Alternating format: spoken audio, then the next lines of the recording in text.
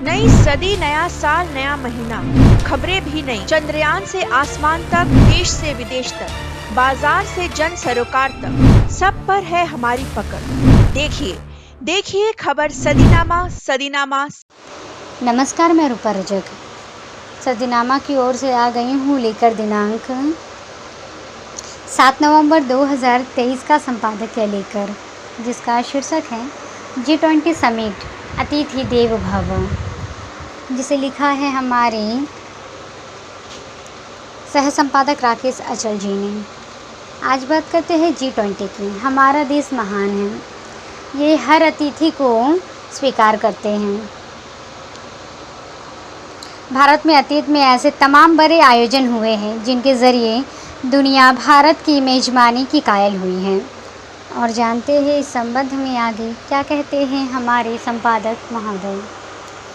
दिल्ली में होने वाली G20 समिट यानी समागम के ज़रिए भारत को एक बार लंबे अरसे बाद दुनिया के 20 बड़े देशों के राष्ट्राध्यक्षों की मेज़बानी का सौभाग्य मिला है। देश की सरकार ने जिस तरीके से विदेशी मेहमानों के स्वागत की तैयारी की है, उसे देखकर लगा है कि विदेशी मेहमान कुछ देकर जाए या ना जाए, लेकिन अपने साथ भारतीय शौचालयता की मधुर यादें ज़रूर ले जाएंगे। भारत में अतीत में ऐसे तमाम बड़े आयोजन हुए हैं जिनके ज़रिए दुनिया भारत की मेज़बानी की कायल हुई है। दुनिया के बड़े बड़े देशों के राष्ट्राध्यक्षों को हमने दिल्ली आते जाते देखा है।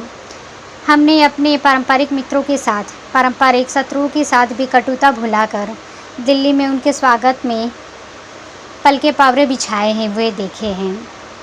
लेकिन ये पहला मौका है जब इतनी बड़ी संख्या में विदेशी मेहमान एक साथ एक मंच पर खड़े दिखाई देंगे। एक ज़माने में भारत की पहचान पंडित जवाहरलाल नेहरू के पंचशील और गुटनिरपेक्ष सम्मेलन के ज़रिए दुनिया में बनी थी। आज कुछ वैसा ही G20 के ज़रिए होता दिखाई दे रहा है। हमारे आज के प्रधानमंत्री उद्भट विद्वान हैं और उनकी कूटनीति सम्मेलन में अपनी छाप छोड़ेंगी, ये देखने वाली बात होगी। नेहरू के बाद या उनके मुकाबले मोदी जी दूसरे या तीसरे भारतीय प्रधानमंत्री हैं जिन्हें दुनिया जानती, पहचानती और मानती है। दुनिया के 5 बड़े देशों को अब मोदी और भारत को जानने और मानते हैं। भारत की साख मोदी काल में बढ़ी या घटी, इसका आकलन किए बिना ये संतोष की बात है कि जब हम मेज़बानी के मामले में किसी से भी कम नज़र नहीं आते। भारत सरकार ने विदेशी मेज़बानों और मेहमानों की आवभगत के लिए पूरे इंतज़ाम किए हुए हैं। पूरे केंद्रीय मंत्रिमंडल को इसके लिए तैनात किया है। अमेरिका के राष्ट्रपति जो बाइडेन का स्वागत जनरल VK सिंह करेंगे, जबकि इटली के PM, बांग्लादेश के PM, British PM Rishi Sunak, दक्षिण कोरियाई राष्ट्रपति और ऑस्ट्रेलिया के प्रधानमंत्री का स्वागत क्रमशः शोभा करंदलाजे, दर्शना जरदोश, अश्विनी चौबे और केंद्रीय मंत्री राजीव चंद्रशेखर करेंगे। ब्राज़ील के राष्ट्रपति के स्वागत की जिम्मेदारी नित्यानंद राय, फ्रांस के राष्ट्रपति के लिए अनुप्रिया पटेल, जर्मन चांसलर के लिए BL वर्मा और मॉरिशस के प्रधानमंत्री के स्वागत के लिए श्रीपद नाइक को कहा गया है। इसी तरह से सिंगापुर के प्रधानमंत्री को एल मुरुगन, यूरोपीय संघ प्रमुख को प्रहलाद पटेल, स्पेन के राष्ट्रपति को शांतनु ठाकुर और चीन के प्रधानमंत्री को VK सिंह हवाई अड्डे पर लेने जाएंगे। श्री मोदी जी दुनिया में अपने दौरों के सबक लेकर खुद किसी भी राष्ट्राध्यक्ष की आगवानी से अलग रखा है। प्रधानमंत्री सभी राष्ट्राध्यक्षों का स्वागत कैसे और कहाँ करेंगे, ये रहस्य है। आपको याद दिला दूं कि G20 समूह एक एजेंडा वैश्विक भलाई का है, पृथ्वी की भलाई का, पृथ्वी के सतत भविष्य का है।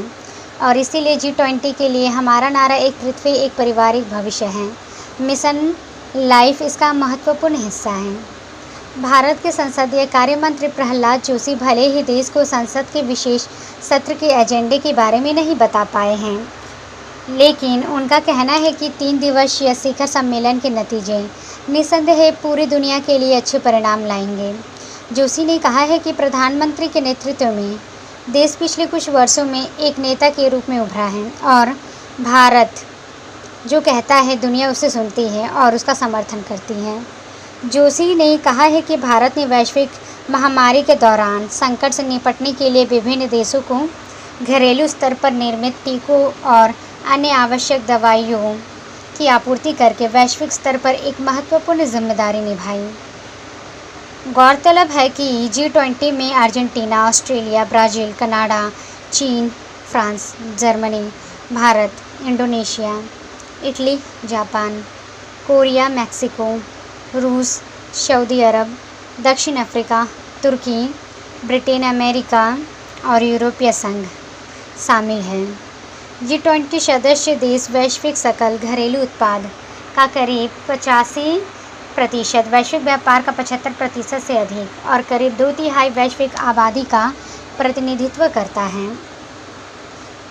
इस बार एक बात और महत्वपूर्ण है कि इस मौके पर विदेशी मेहमानों के सम्मान में भारत के राष्ट्रपति भोज देंगे, इंडोनेशियाई के नहीं। इंडिया को टाटा बाय बाय करने की ये शुरुआत है। सबसे महत्वपूर्ण बात यह है कि इस सम्मेलन में हिस्सा लेने वाले तमाम राष्ट्राध्यक्ष पहली बार भारत आएंगे। अमेरिका के राष्ट्रपति जो बाइडेन भी इनमें से एक हैं। अमेरिका के राष्ट्रपति के तौर पर यह उनकी पहली भारत यात्रा होगी। इससे पहले भारत का दौरा करने वाले आखिरी अमेरिकी राष्ट्रपति डोनाल्ड ट्रंप थे, जो वह फरवरी 2020 में भारत आए थे। बाइडेन G20 शिखर सम्मेलन के समाप्त होने के बाद रविवार को वियतनाम रवाना होंगे।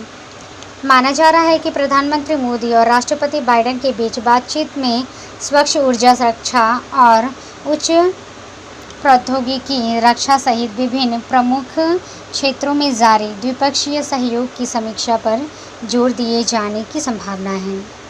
दोनों पक्ष वीज़ा व्यवस्था को और उदार किए जाने के संबंध में भी विचार विमर्श कर सकते हैं। इस सम्मेलन की कामयाबी के लिए हम सबकी शुभकामनाएं। तो ये था दोस्तों हमारा आज का संपादकीय। कल फिर लौटेंगे एक नए विषय, एक नए संपादकीय के साथ। तब तक के लिए नमस्कार। नई सदी, नया साल, नया महीना, खबरें भी नई। चंद्रयान से आसमान तक, देश से विदेश तक, बाजार से जन सरोकार तक, सब पर है हमारी पकड़। देखिए खबर सदीनामा।